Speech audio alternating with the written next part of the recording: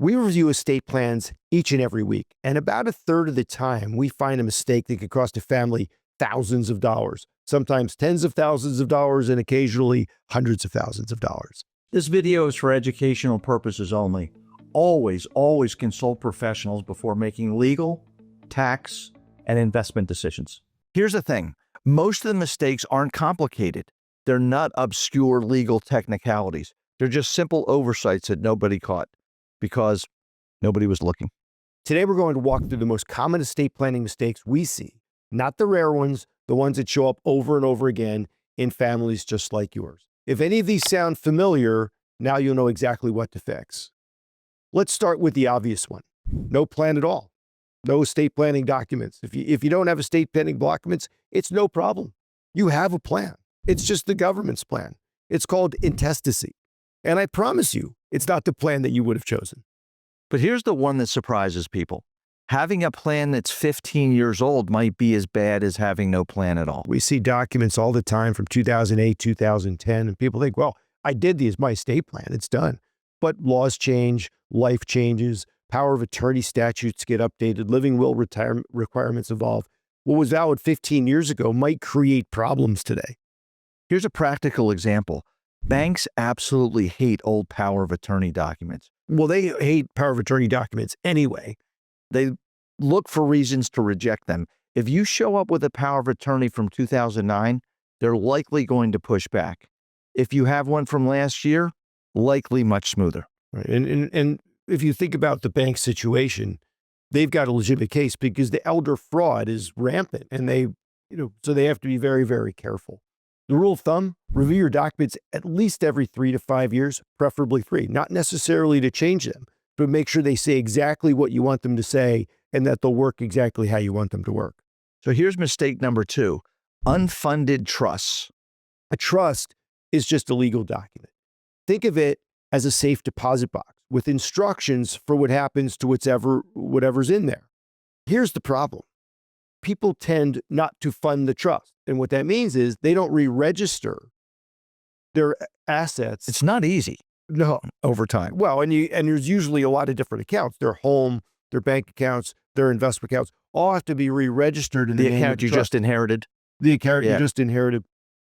So if you create a trust, that's great. But if you never put anything into the trust, in our example, the safe deposit box, the trustee opens up, it's empty. The trust didn't do anything. Everything has to be coordinated together.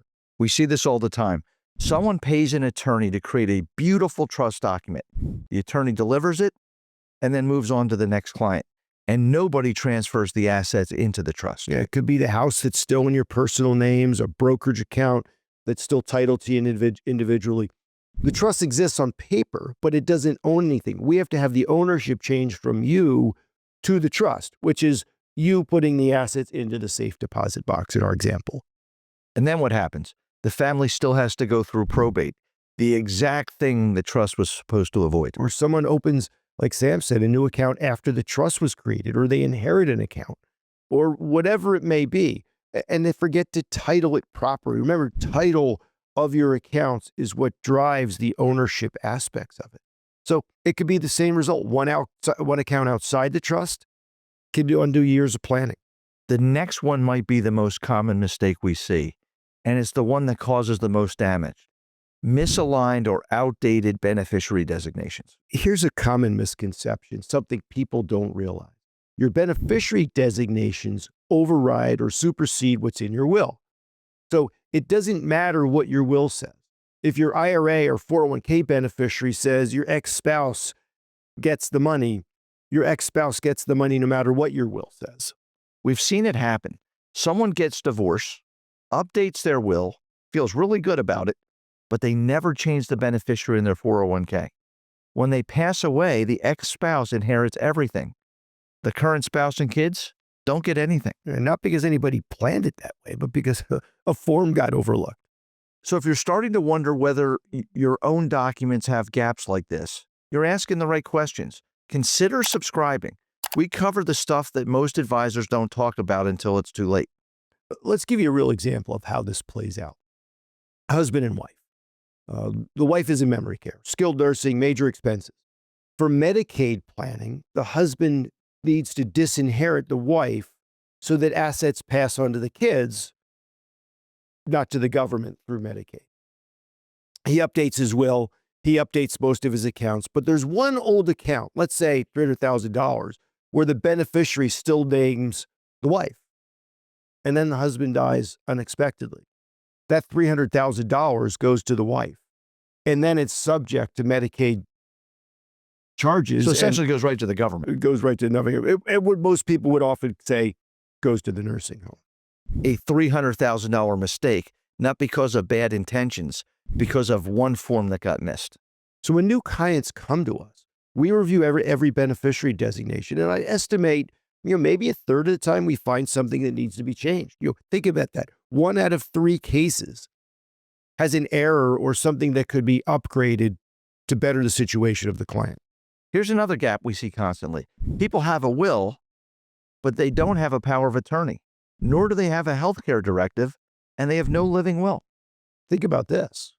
Most people today have the bulk of their wealth in IRAs and retirement accounts. It's where it's most convenient to save.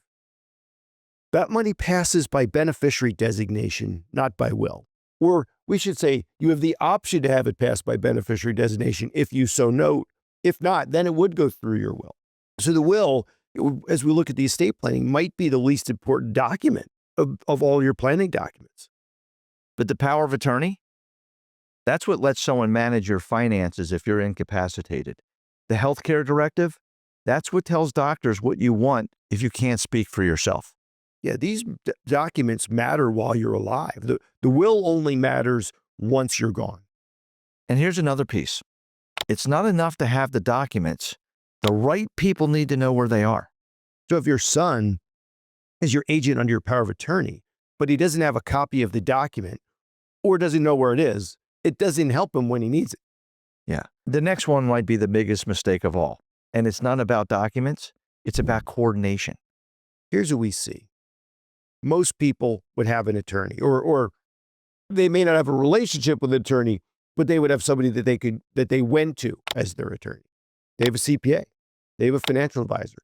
These 3 professionals, none of them talk to each other. The attorney doesn't know what the CPA is doing. The CPA doesn't understand the estate plan. The advisor isn't qualified to give legal advice. But nobody's asking the right questions. 2 heads are better than 1.